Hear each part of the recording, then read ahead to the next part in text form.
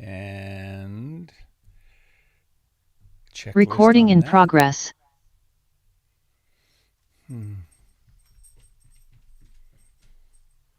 My little dog is right here. Come here, Buddha.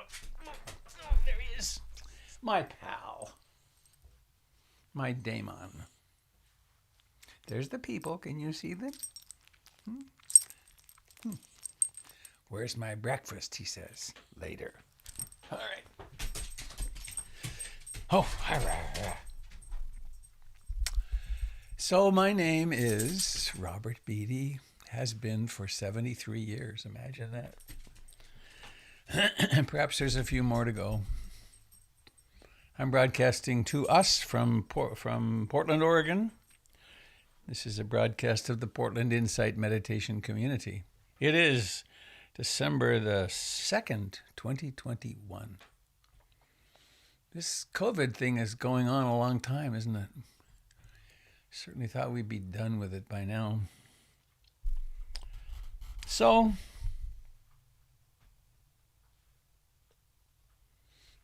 here we are.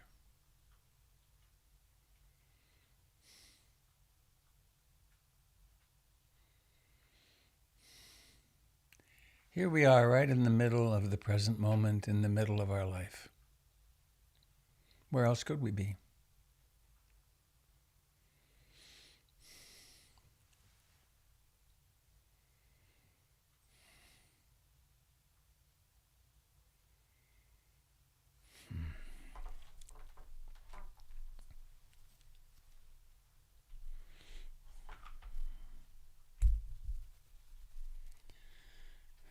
A poem for the day.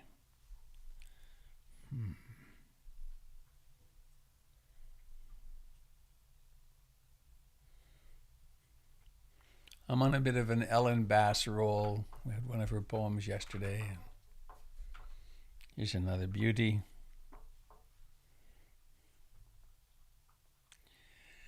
The poem is called Relax. It's a little long, just one reading today. Bad things are going to happen. Your tomatoes will grow a fungus, and your cat will get run over. Someone will leave the bag with the ice cream melting in the car and throw your blue cashmere sweater in the dryer. Your husband will sleep with a girl your daughter's age, her breasts spilling out of her blouse. Or your wife will remember she's a lesbian and leave you for the woman next door. The other cat, the one you never really liked, will contract a disease that requires you to pry its feverish mouth open every 4 hours. Your parents will die. No matter how many vitamins you take, how many Pilates, you'll lose your keys, your hair, and your memory. If your daughter doesn't plug her heart into every live socket she passes, you'll come home to find your son has emptied the refrigerator, dragged it to the curb, and called the used appliance store for a pickup. Drug money. There's a Buddhist story of a woman chased by a tiger. When she comes to a cliff, she sees a sturdy vine and climbs halfway down.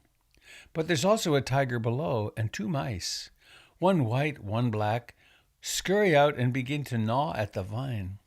At this point, she notices a wild strawberry growing from a crevice. She looks up, down at the mice. Then she eats the strawberry. So here's the view, the breeze, the pulse in your throat. Your wallet will be stolen, you'll get fat, slip on the bathroom tiles in a foreign hotel and crack your hip. You'll be lonely.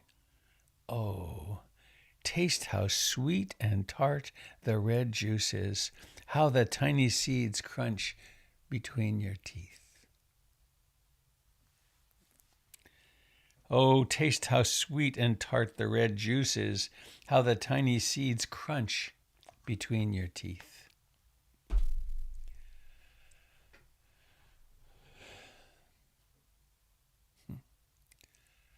So let's eat this precious strawberry moment right now.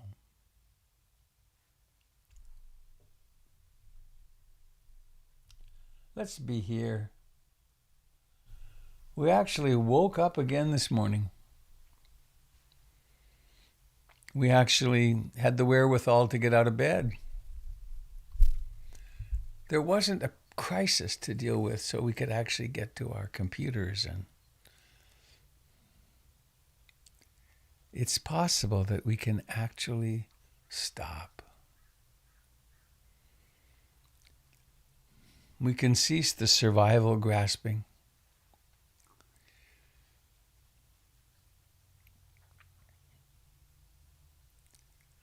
We can practice being.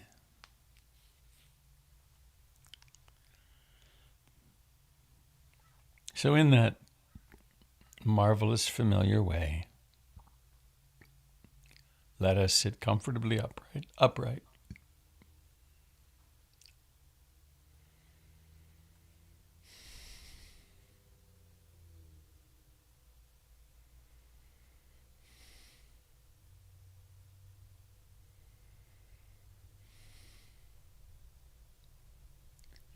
Let us notice the breathing in and breathing out.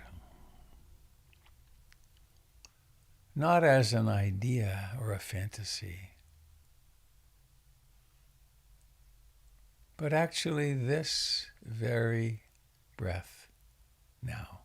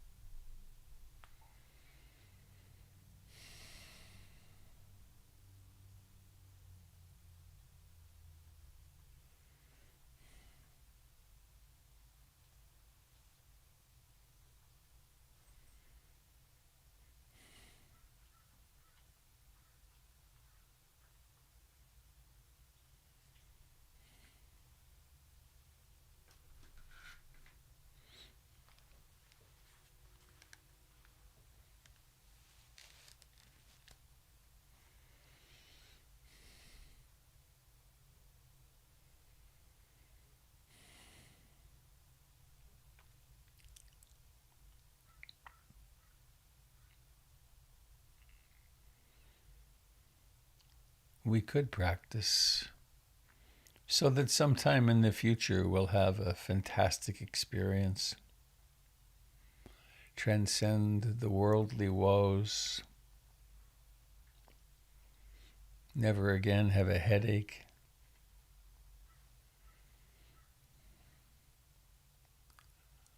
or more realistically,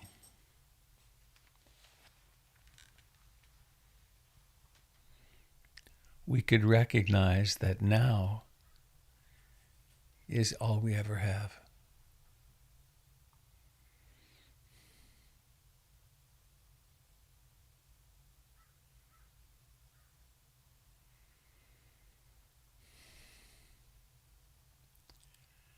And so we embrace the reality of this body that breathes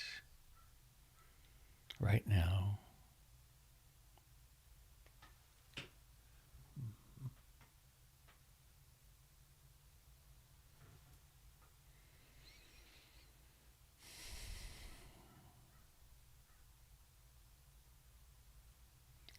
Of course, the mind wanders. That's what it does. It's designed for that.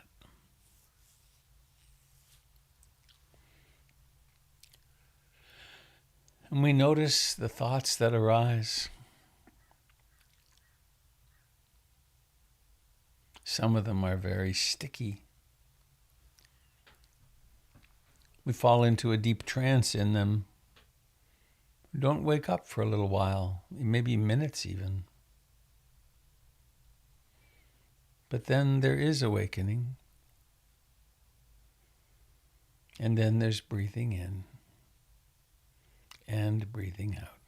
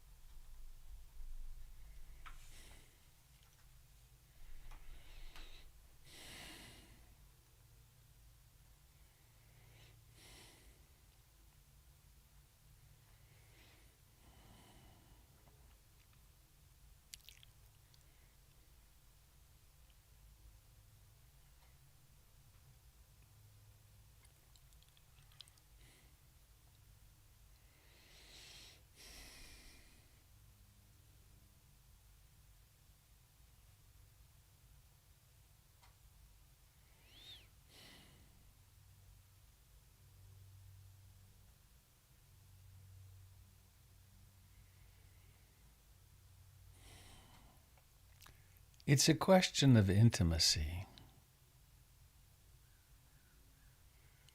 How alive dare we be?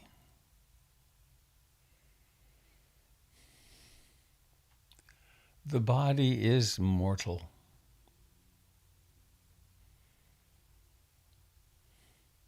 It is also utterly alive. How alive dare we be? Each breath is a beacon, like a lighthouse, saying, be alive. Dare to be alive. Breathing in and breathing out.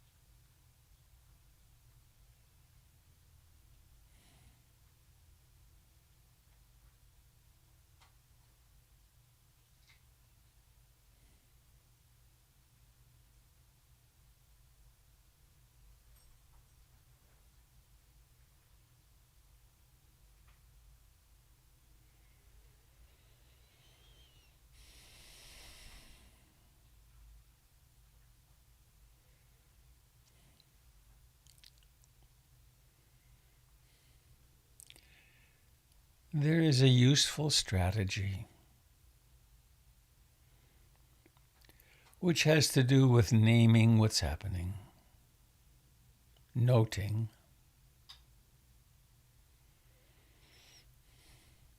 on the in-breath as the chest and abdomen rise,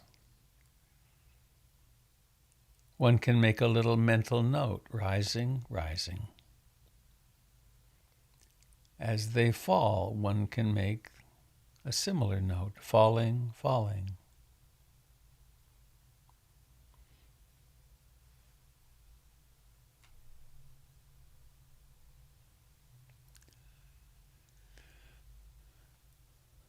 When there is awakening in the midst of a wandering mind, wandering, wandering, returning, returning.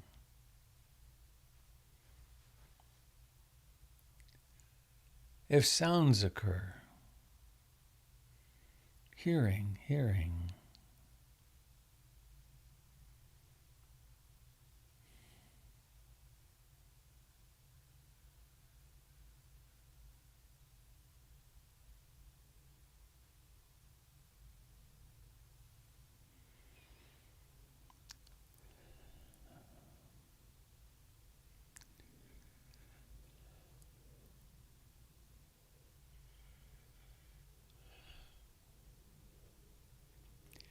If discomfort arises in the body, pain, we pay attention to it a little bit. Discomfort. We come back to breathing.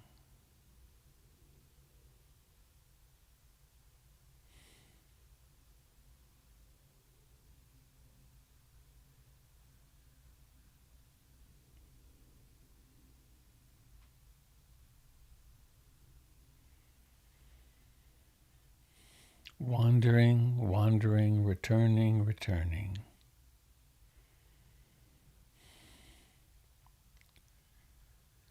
We use this noting to potentiate presence. Instead of being our thoughts, there is observing thoughts. Instead of being body, there is observing body.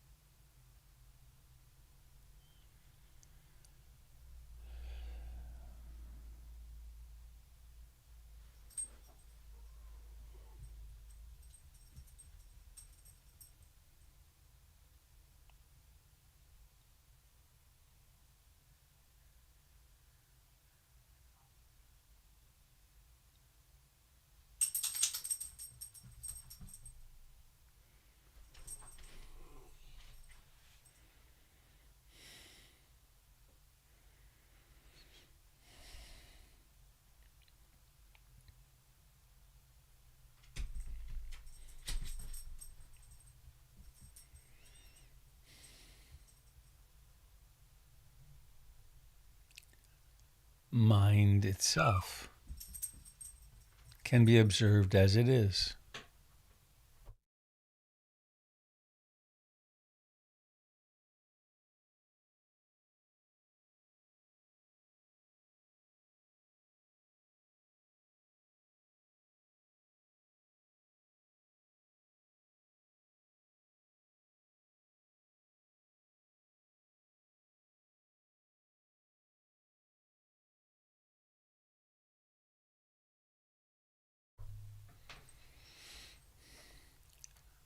Perhaps the mind of this moment is very tranquil, quiet, full of equanimity, strong of concentration. Or maybe it's restless, worried, planning. Maybe it's filled with wanting something, or wanting something not, disliking something.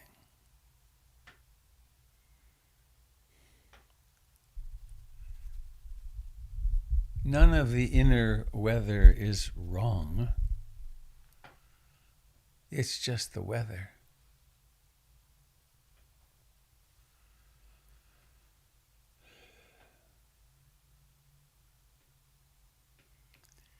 And so we sit with great intimacy with life.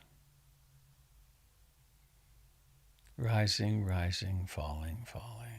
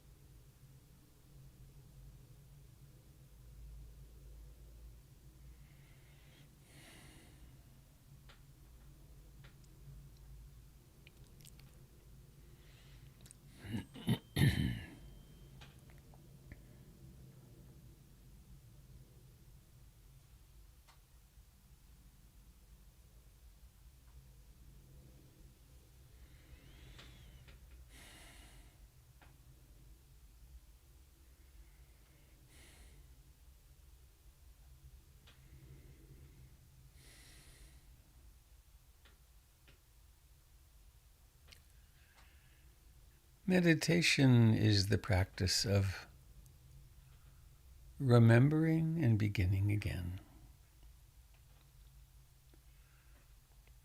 The dispersive, the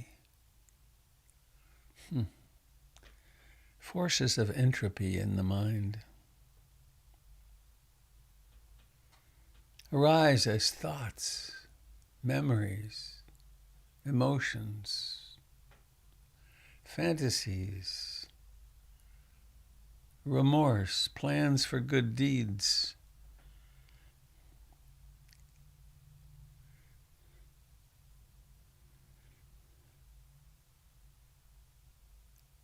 And with this meditative intention, which is realistically very odd, we say none of these for the time of my meditation matter. For the time of meditation, it is my intention to relinquish attachment to all phenomena again and again. To come back here now to this breath.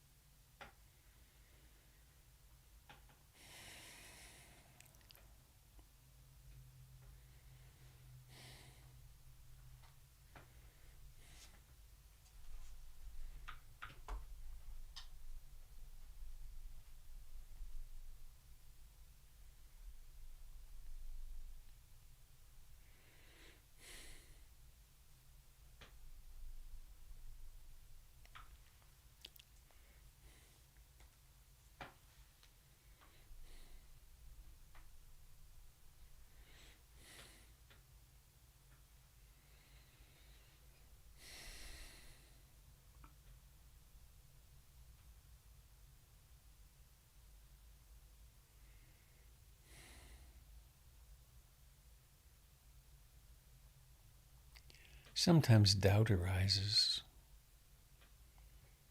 Why would I do this? Is this something I can trust? It seems so outlandish, so strange. Doubt. In itself, doubt is not a problem. It's just doubt. Standard issue. Even way deep into practice, years into practice, there sometimes are doubt attacks, dark nights of the soul.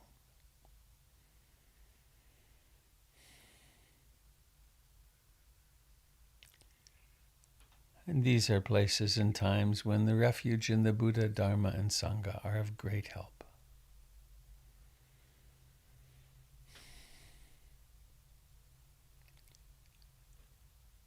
And so we come home to this breath, here and now.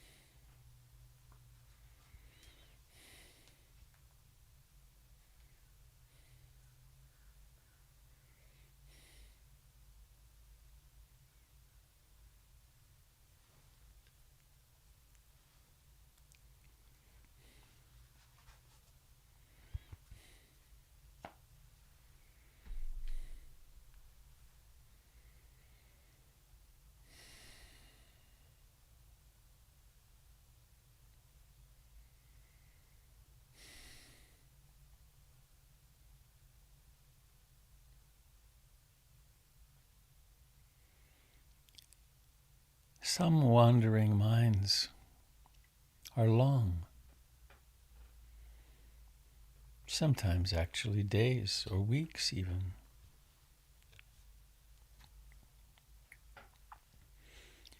The more we practice and wake up, the more quickly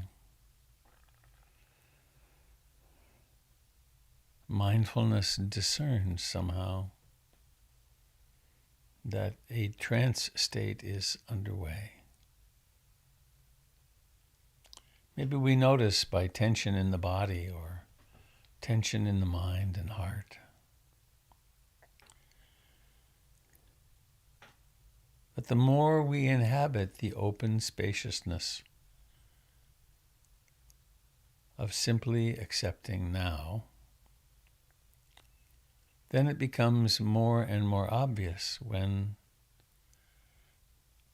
we're lost.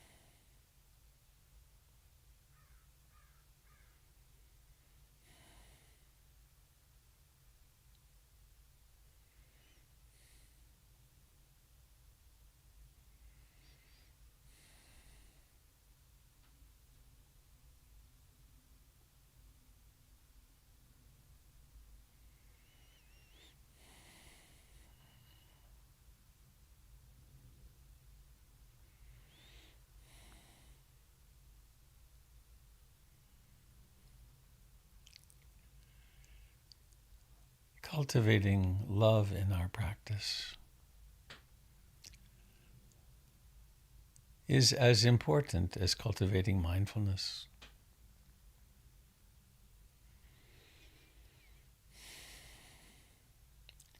And there's the simple practice of the ancient mantra, I love you, with your own name at the end. I aspire to love and accept myself exactly as I am in this moment. When I discover myself to be hurting and suffering in any way, I aspire to hold myself in sweet compassion.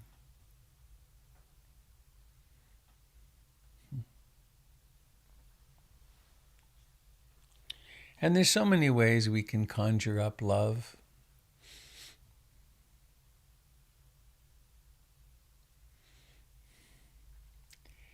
If you've ever held a baby or a pet, a vulnerable being who has cuddled down into your arms and just relaxed,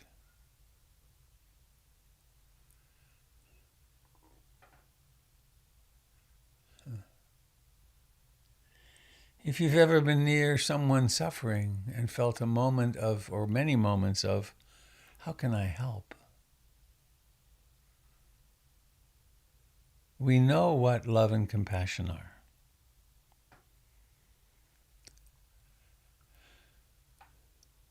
And so how do we cultivate them intentionally toward ourselves? What about imagining holding yourself as an infant? There was a moment, or many moments not long ago, where there you were, still covered in vernix, probably a little bloody, brand new to breathing. Imagine picking yourself up in a warm blanket.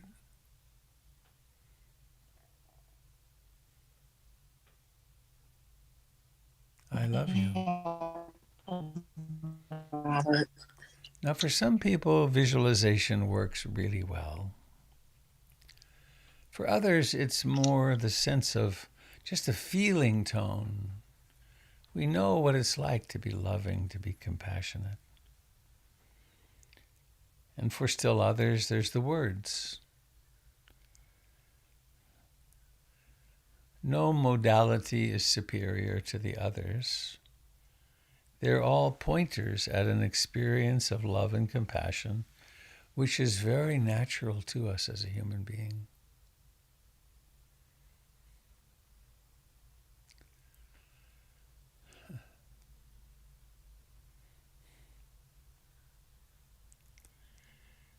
So holding yourself one way or another,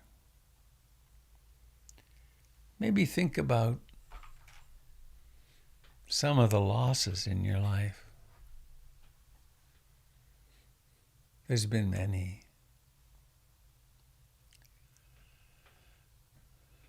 Think about some of the anxiety in your life. There's been plenty of that.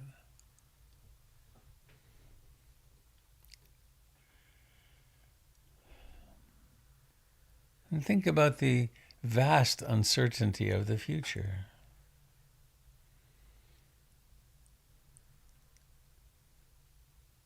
Remembering these realities, how can we be anything but loving of ourselves?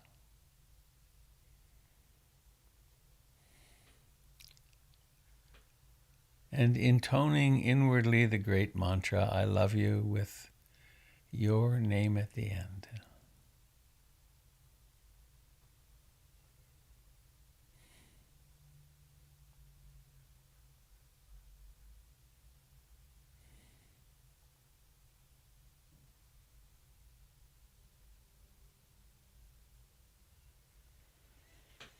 On the in-breath,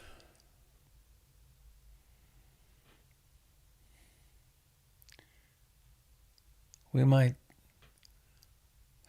summon the words, may I be deeply, deeply happy. And then on the out-breath, may everyone in this gathering be deeply, deeply happy. Not just the happiness of a good mood or some success, but the happiness of freedom. On the in-breath, may I be free from fear and danger. On the out-breath, may everyone here be free from fear and danger. On the in-breath, may I live with ease and grace. May all of you, all of us, live with ease and grace. On the in-breath, may I be liberated. Feeling the entire body as it breathes in. May all of you be liberated.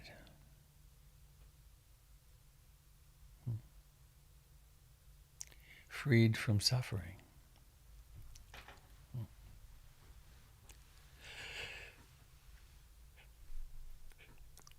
On the in-breath, what would you say for yourself? What would be your intention? May I be free from anxiety. May I be joyful. Whatever it would be, settle on something. And then on the out-breath, may all beings have the same. May I be deeply, deeply happy. May all beings be deeply, deeply happy. May I be safe. May all beings be safe.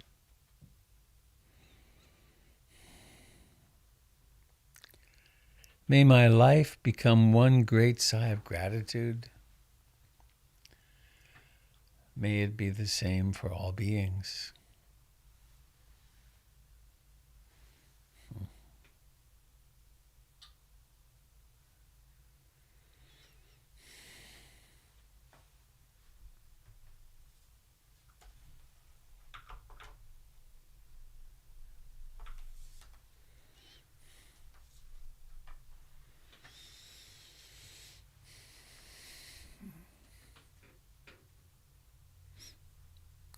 And I find it very helpful to remember I aspire to love and accept myself exactly as I already am in this moment.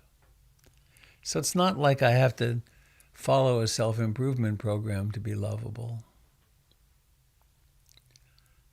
I'm already lovable.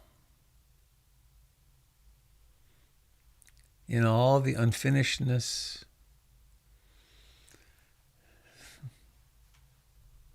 in all the unskillful things you've ever done in your life, whoever you've hurt, set yourself free.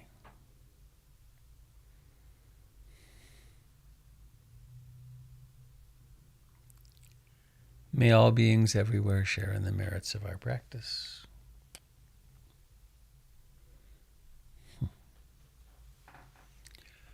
May those who are being born today, our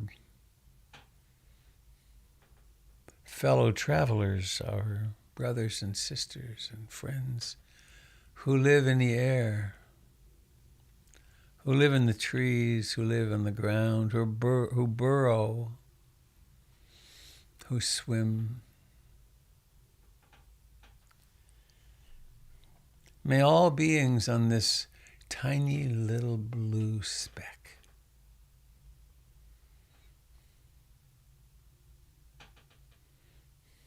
floating in the vastness of space, may we all remember our true nature.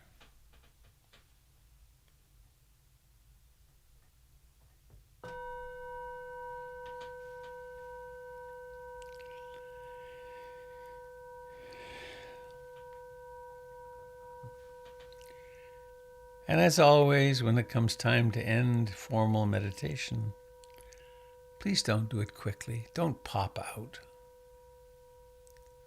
Notice the intention. Intending to open the eyes, intending to straighten up. And reflecting on the day ahead, intending to drive mindfully. To be awake.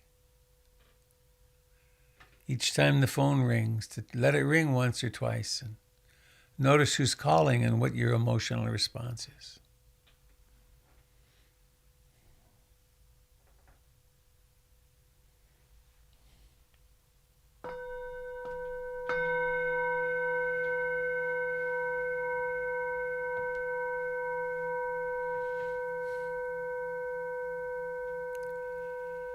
May all beings share in the merits of our practice.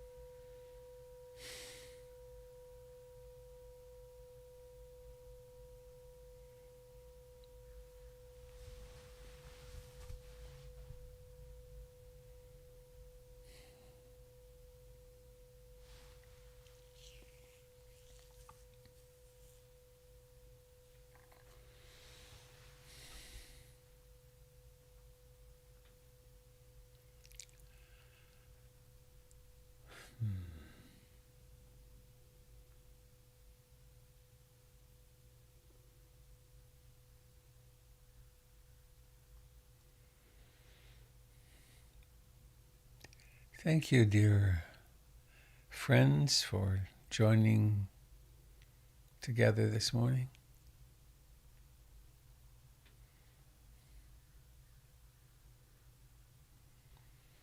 As is almost always the case, I come to the end of our practice time in a very different, open, content space.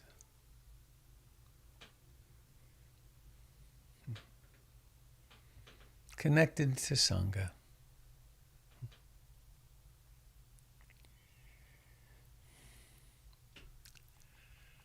I've been mentioning each day that Kendall Summers is teaching a retreat this Saturday. I'm not sure if they actually closed registration, but I'll bet if you want to get in, you can. Tomorrow, no, Saturday from 9 to 2. And also, Kendall will talk about her retreat, no doubt. I hope she does anyway. Tomorrow, as she will be taking the teaching seat in my stead, I am taking a little trip, gone from tomorrow morning till Sunday. Jim will be here. Jim will be teaching Sunday morning. I will be back Monday. And I need to be gone Tuesday morning. Jim, could you take that on, please? Tuesday morning? Yes.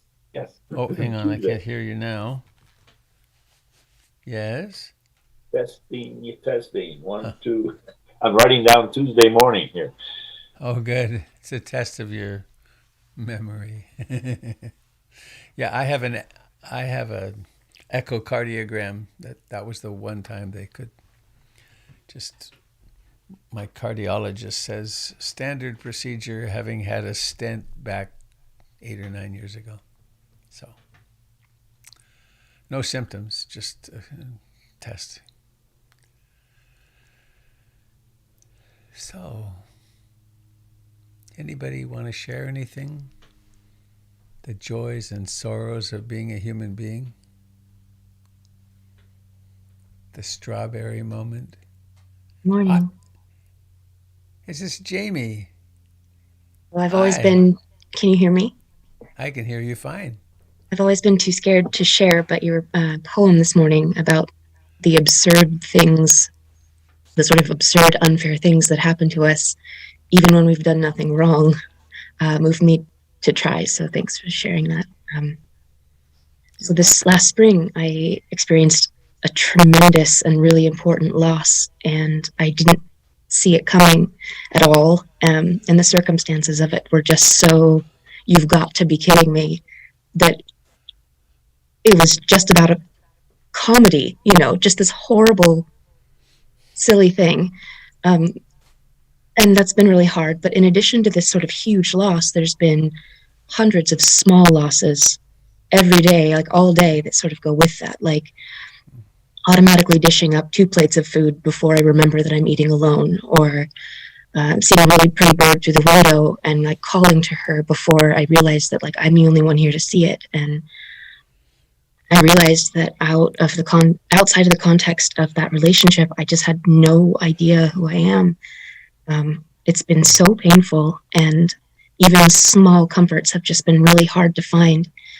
Well, this morning I woke up from a really bad nightmare, like just a bad dream, and in the dark, and I had this sort of empty, swallowing dread of like, there's nobody here to comfort me, and what am I going to do, and where am I going to turn? And I switched on the light, and this is what I saw. If that's okay, I want to share the photo I took. Of course. Oh, hang on. I have to give you the capacity to do that. Let me see here. Here we go. There.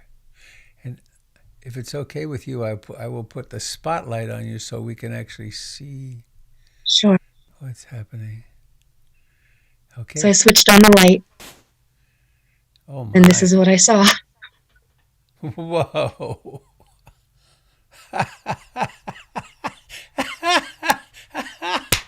Where am I going return, what am I going to do? There's nowhere for me to go.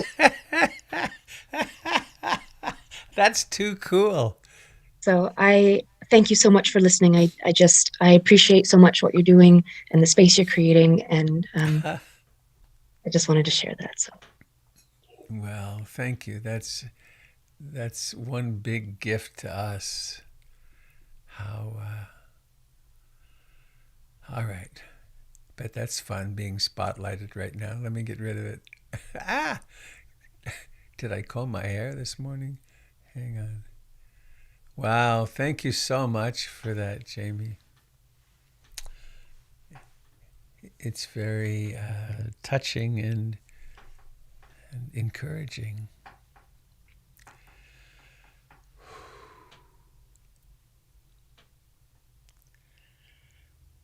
I need to get my act together and schedule this.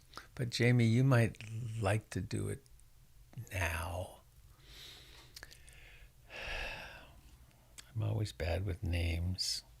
Maybe someone can remember.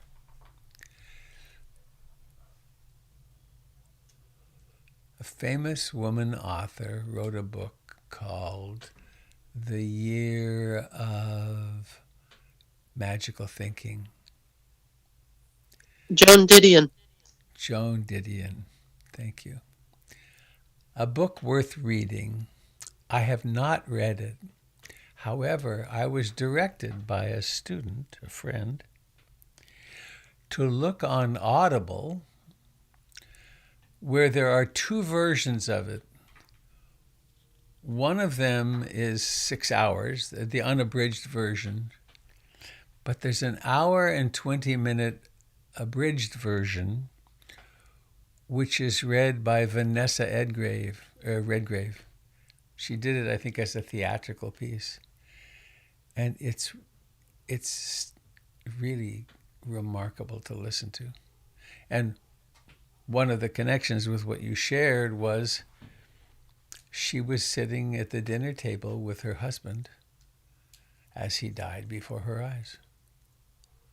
And it's a description of how her mind operated over the next year. And it's really touching and comforting, because it points out how normal it is that we're pretty crazy following such a loss. Pretty crazy isn't the word. We're nutcases. Your point, right? And because this isn't supposed to happen. Of course, it's normal, and she points that out. But so anyway, I highly encourage. Be worth getting Audible just to listen to that one story. The Year of Magical Thinking. Joan Didion. Remember, Robert? Joan Didion. Okay, that might work. Wow.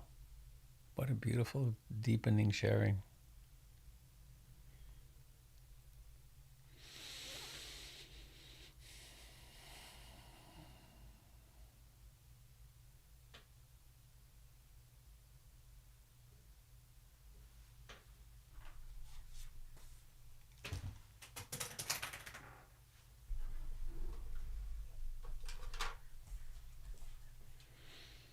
I'm going to fiddle with my sound for a minute. For some reason, I have echo this morning.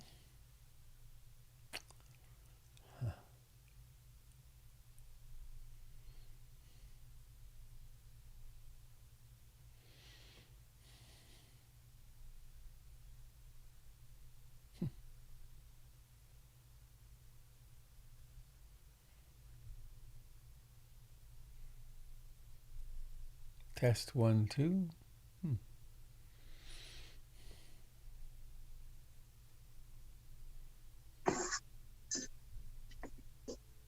Good morning, Robert. Good morning, Sangha.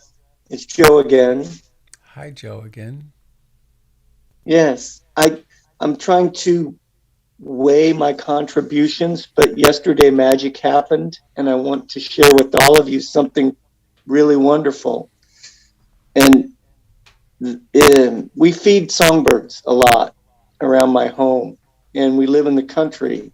And so occasionally there are loud thumps against the sliding glass door, even with our reflectors. And I have to go out sometimes and deal with a bird that's hit very hard. Sometimes they're already passed, sometimes they're not. And there was a big thump yesterday, and I went out expecting a dove or some bird to have collided with the sliding glass door and have to deal with that. And sometimes it's good, sometimes it's not. I have held a red-headed woodpecker in my hand for 15 minutes while it got over its concussion and then flew away. And that's magical and wonderful. And I went out, and here at the base of my sliding glass door was a hawk. So like all the other birds, it also comes to the feeders for breakfast sometimes. And I immediately was struck with, no, please, no.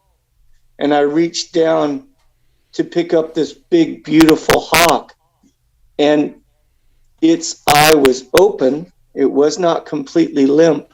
And when I tried to pick her up, I had to disentangle her claws from the rug. And I picked her up, and sometimes I have to sit as they pass and be with them. And my heart was crying out with, do not want, don't pass, don't go, no, no. And I set her down on the hot tub and was a foot away from her with her unblinking eye and her beauty and her joy. And she opened her beak and was panting. And I thought for a minute, I want to get my phone and take a picture. And I realized that for me, at least in that moment, this special moment between us, I didn't want to bother with a picture. It was just for us.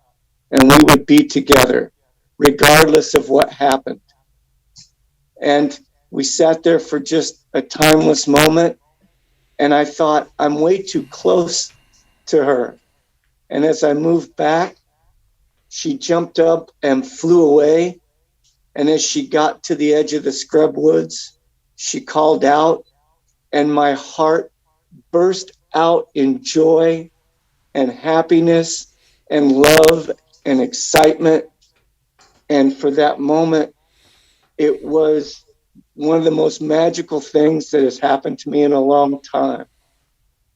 And a lot of what you spoke with today in meditation was reassuring to me that this needed to be shared because it so fit with what you were talking about. And so that joy in my heart, that elation, that moment was just magical and wonderful to be part of. And if I can in any way express the joy and love that burst out of me in that moment, that she lived, she's alive, and I was that close, and off she flew. It's just something that doesn't happen very often in your life. And I hope that that joy kind of radiates out now to all of you, heart to heart. Thank you, Joe.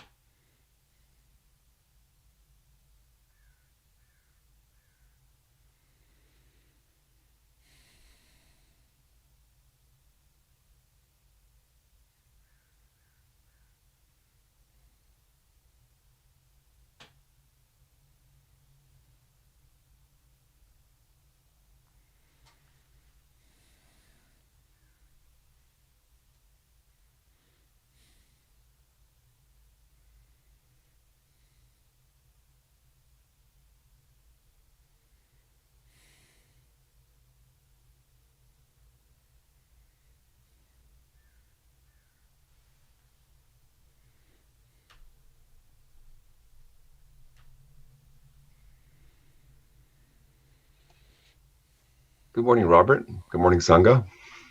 Hi, David. Hi, Robert. Good morning. So I just thought I'd share with you something. When I was in Vancouver a few months ago, I went to a bookstore, my favorite bookstore in Vancouver, called Pulp Fiction, and I bought a book called of the Tao Te Ching. It was translated by Stephen Mitchell. It's a particularly beautiful translation of the Tao Te Ching for a variety of reasons. But there's one that I read that it keeps coming back to my mind, and I've read it so much that I've just kind of accidentally memorized it. So I thought I would share it with the Sangha this morning. I find it quite useful. So it's number 9 in the Tao Te Ching is 81 different short parables, and it's number 9, and it says something like, "Fill your cup to the brim, and it will spill. Keep sharpening your knife, and it will blunt. Chase after money and security, and your heart will never unclench. Care about other people's approval, and you will be their prisoner. Do your work, then step back. The only path to serenity." And I just find this keeps coming back to me in my practice and in my life. I just find it really, really helpful and beautiful. So I thought I would share that with the Sangha. So thank you, everyone.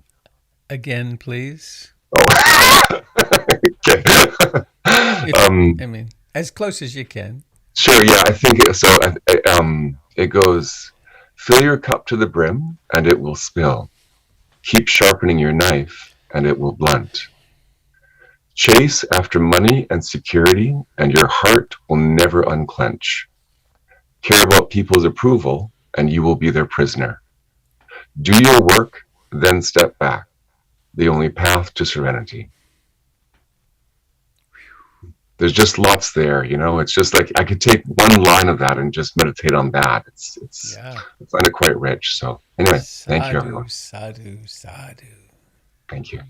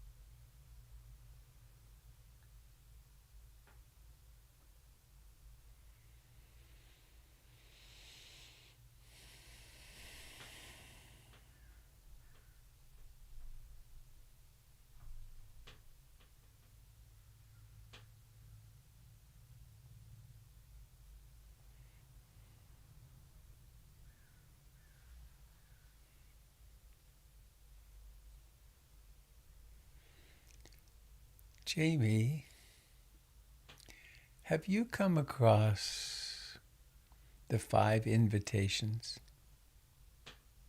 So is that what Candle is working on this Saturday? No. It's a book by Frank Ostaseski, who was one of the founders of the Zen Hospice. Mm. And it's a marvelous invitation to face deeply into the huge losses in our lives. And I think you might find it really nourishing. Thank you. I'll look at it. Let me write that down. The 5 invitations. What was the author? And Frank Ostaseski, Ostaseski, Ostaseski, something like that. Thank you so much. Yeah, I think you'll delight in that. Thank you. He's an incredible guy. In the last couple of years, he's had strokes and a heart attack, and he just keeps going and gets more and more soft and open. Beautiful man. Well,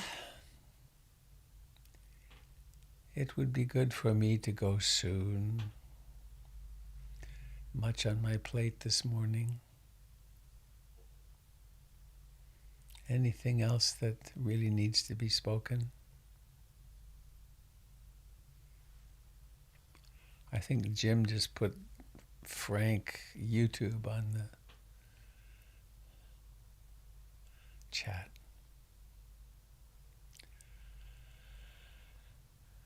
Well, let us unmute and sing our beautiful chant. May all beings receive all blessings from the Mangala Sutta. Please unmute. It's kind of fun that way. Bhavatu Sabe Mangalam. Bhavatu Sabe Mangalam. Mangala. Bhavatu Sabe Mangalam. Sadhu, sadhu, sadhu. My sound vanished at just the last second, so happy journeys, folks. I'll see you Monday, and please enjoy Candle tomorrow and Jim on Sunday. And Candle on Saturday, perhaps. Bye-bye. Thank you, Robert. Thank you, Sangha. Be well. Thank you, Sangha. Thank you, Robert. Thank you. Thank you, Robert. Thank you, everybody. Be well, everybody. Bye, Tamara. Be well, be well, be well. Be well, be well. Thanks, Robert. Bye-bye. Thank you. Bye-bye. Prepare for the leap to hyperspace. You belted up?